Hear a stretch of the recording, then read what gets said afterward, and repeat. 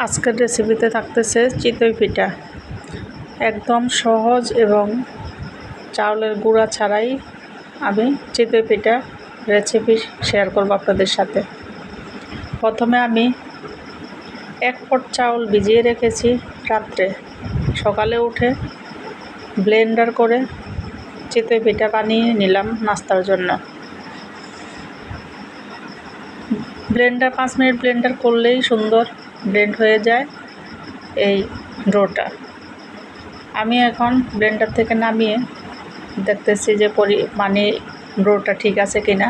আমি অল্প একটু পানি দিয়েছি, আর আগে চাউল ব্লেন্ডার করতে চাউলের সাথে একটু পানি দিয়েছি। 2 মিলিয়ে আমার এই যে এরকম হয়েছে। আমার ডোটা অলরেডি রেডি হয়ে গিয়েছে। এখন আমি ডোটার সাথে নারকেল কুড়ানো দিব 1 কাপের মতো। নারকেল কুড়ানো দিলে অনেক মজা হয়, একদম সুস্বাদু। স্বাদ মতো লবণ দিয়ে দিব। এখন ডোটাকে ভালোভাবে নারকেল আর লবণ ভালোভাবে মিশিয়ে নেব। নারকেলটা দেওয়াতে আরও লোভনীয় হয়েছে আমার এই ডোটা, খুবই সুন্দর হয়েছে। এখন আমি একটা চুলায় ছোট্ট একটা কড়াই বসিয়ে দিয়েছি পিঠা খোলায় দিব বলে।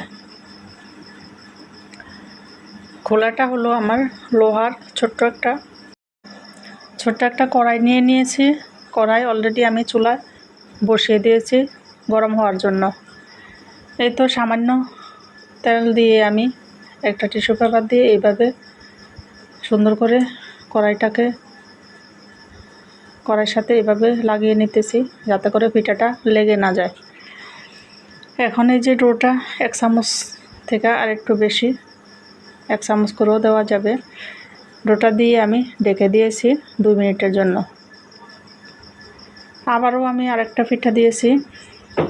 2 মিনিট পরে আবার এই যে সুন্দর ফুলে তুলতুলা হয়ে গিয়েছে।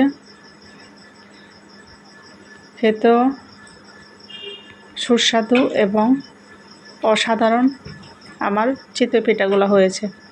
অনেক সুন্দর করে চিতই পিঠাগুলো কড়াই থেকে উঠে আসতেছে, আর খেতেও অসাধারণ হয়েছে।